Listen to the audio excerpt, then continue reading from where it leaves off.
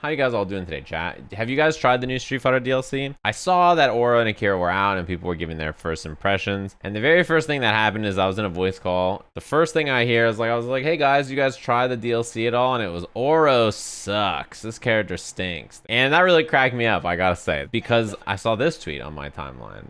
Oro so far is the worst day one character I've played in Street Fighter 5. Hopefully things improve, but right now he's got a lot more bad than any good. I'll give him 2 weeks like usual, but it's looking rough right now. I know this feeling. Sometimes you try a new character and you're like, wow, this character is whack. And you know, DLC is, I think, really...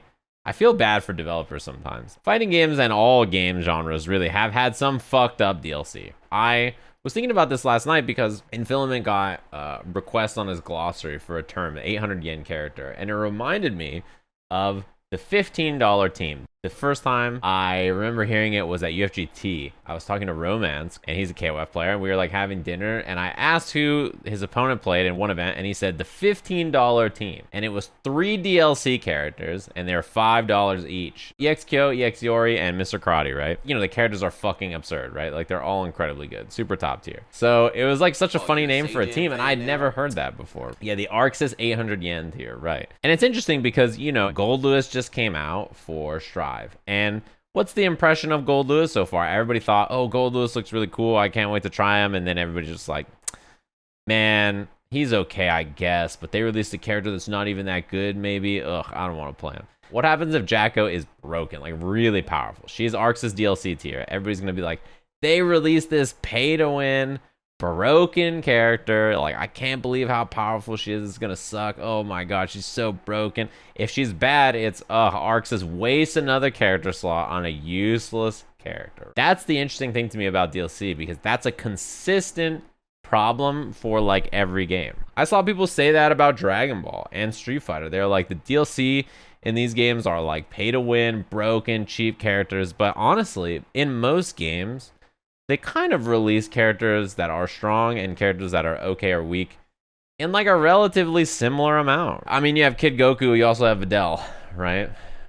You have UI Goku, you also have Janemba. In Street Fighter, you have really powerful DLC. You have characters that have been top tier. Akuma obviously is a DLC character. Urien has been really strong, right? Guile has been really good in a bunch of versions of the game.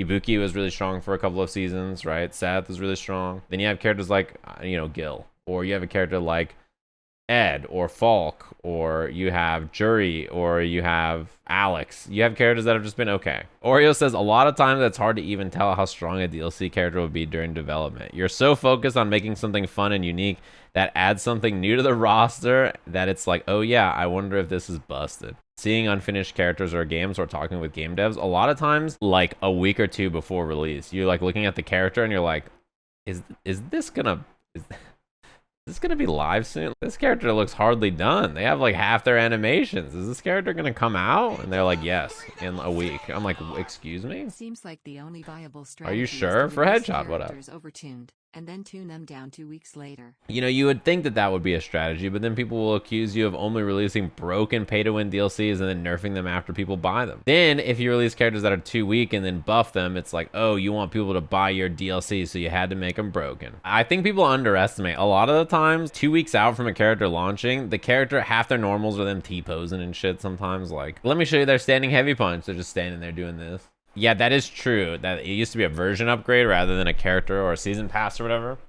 But it's hard, man. I feel like, you know, it's hard to balance a game to begin with, but it's also hard to say like where a character should end up, you know? Especially when you're just trying to make the character, and then by the time they're making it out, you're like, fuck, we should probably make sure this character is working properly and balanced, and then it's like too late, right? That's the thing is, I personally don't care that much about where the character ends up in strength, right? Because the strength of the character is like, it's, you know, it's relative. It could be changed. The other thing about Gear in particular is that it's a very matchup heavy game, right? I'm sure if you guys have played Guilty Gear, you know that there are characters that you're just like, I don't know how strong this character is. I just know that they fuck me up. Yeah, they should definitely let you Trini mode against characters you don't own, I think. Because, you know, let's be honest, some people just, they're not gonna be able to buy the character. They're not interested in the character at all, but they want to learn how to fight the character. I cut people some slack, okay? I get it. It's hard to make a character balanced in general, but especially when they're being pumped out, and in the sense that as long as they're cool, I don't mind. Like Gold Lewis is very cool. I don't, you know, he could have been the best or the worst or whatever, but he's cool. Listen. You know what's funny is someone told me recently, they're like, nephew or like little cousin or somebody said that they wanted to try Street Fighter because they played him in Fortnite and they thought he was cool. And I was like, you know what? It's real. It's really happened. Who do you main? Ryu from Fortnite? Yeah. It's kind of cool. I never really thought, I thought it was always cool. I gotta be honest with you. I was like, hell yeah, go off.